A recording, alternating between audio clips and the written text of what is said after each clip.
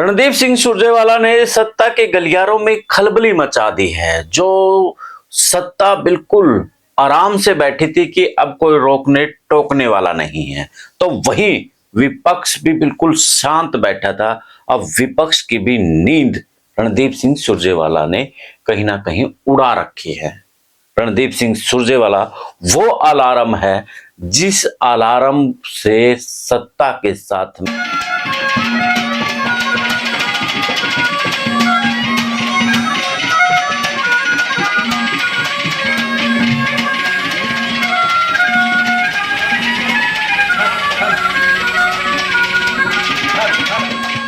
रणदीप सिंह सुरजेवाला ने सत्ता के गलियारों में खलबली मचा दी है। जो सत्ता बिल्कुल आराम से बैठी थी कि अब कोई रोकने टोकने वाला नहीं है, तो वही विपक्ष भी बिल्कुल शांत बैठा था।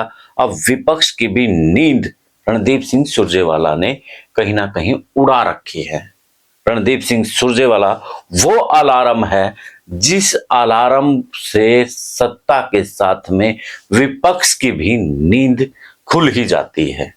पिछले 7-8 महीने से पूरा हरियाणा तंग था, जहां बिजली की दरों को लेकर के, जहां युवाओं के रोजगार को लेकर के, ऐसे बहुत से मुद्दे थे जो मुंह बाए इंतजार कर रहे थे कि हरियाणा में कोई तो आवाज उठाए, लेकिन कहीं से कोई आवाज नहीं आ रही थी। तो ऐसे में फिर से रणदीप सिंह सुरजेवाला ने आवाज उठाई और उसके बाद सत्ता भी हरकत में आई और उसके साथ में विपक्ष भी नींद से जागा।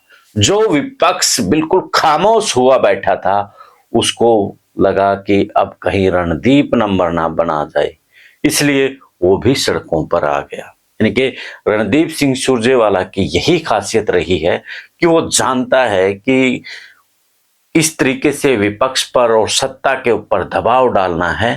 यही काम तो उन्होंने पहले भी किया था। जैसे मैंने पहले वीडियो इसके ऊपर बनाई थी कि रणदीप सिंह सुरजेवाला 2002 में जब उसके पास कोई पावर नहीं होती थी, यानी कि वो सिर्फ एक कांग्रेस का यूथ अध्यक्ष बनाया था, राष्ट्रीय अध्यक्ष। हरियाणा के अंदर वो चुनाव हारे थे, अब वो राज्यसभा में सांसद है, बेटा विधायक है। और हरियाणा में जैसे ही उन्होंने पहले बेरोजगारी के मुद्दा को लेकर के, बिजली की दरों को लेकर के सत्ता को जगाया, तो मजबूरन विपक्ष को भी सड़कों पर आना पड़ा। हालांकि विपक्ष कांग्रेस का ही है और कांग्रेस के ही रणदीप सिंह सुरजेवाला बड़े नेता है, लेकिन जब घर परिवार के अंदर वो हरियाणा में तो खास तौर पर एक कहावत भी है कि जब बड़े ना जागे या छोटे ना जागे, तो बड़े किसी ना किसी तरीके, किसी ना किसी रणनीति से कोई ऐसा सिस्टम बैठाते हैं कि छोटों को वो काम मजबूरी में करना पड़ता है। तो शायद अब यही हुआ है। उन्होंने जो जब कैथल के अंदर बिजली की दरों को लेकर के बार बार प्रदर्शन किया, बेरोजगारी का मुद्दा हर दिन उन्होंने उठाया, सड़क से लेकर के बेरोजगारी का मुद्दा को, और मीडिया और सोशल मीडिया के ऊपर जिस तरीके से उन्होंने बात रखी, उसके बाद चाहे दीपेंद्र हुड्डा है, चाहे फिर जस्सी पेटवाड़ है, तमाम नेता बिल से बाहर निकले हैं। नहीं तो आराम से बैठे थे। उन्हें हरियाणा की राजनीति एक प्रकार से ठंडा कर रखी थी और हरियाणा के जो मुद्दे थे वो भी बिल्कुल खामोश थे। हम जैसे पत्रकार भी कह रहे थे कि नायब सिंह सैनी एक लक्की सीएम है जिसके सामने विपक्ष मुर्दा की तरह पड़ा हुआ है। नायब सिंह सैनी कुछ करे लेकिन विपक्ष बोलेगा नहीं। लेकिन रणदीप की चिंगारी ने फिर से मुद्दों को जन्म दिया और अब सड़कों के ऊपर बेरोजगारी का मुद्दा है, दूसरे मुद्दे हैं, वो गूंज रहे हैं सड़कों पर।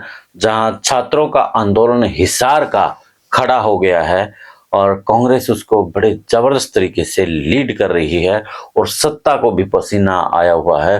वहां पर लगभग 2-3 कैबिनेट मंत्रियों की ड्यूटी लगाई गई कि उस मामला को सुलझाया जाए, लेकिन वो मामला सुलझन में नहीं आया हुआ है क्योंकि कांग्रेस पार्टी वहां पर मजबूती से खड़ी है।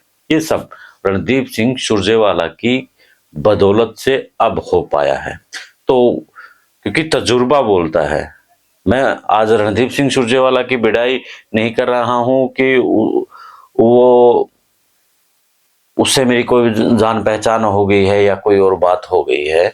अब रणदीप सिंह सुरजेवाला वाकई में जिस तरीके से काम कर रहे हैं, अब उनके लिए देखो वीडियो तो बनता है, और वीडियो बनता है तो लाइक भी बनता है, कमेंट भी बनता है, और शेयर करना मत भूलिएगा।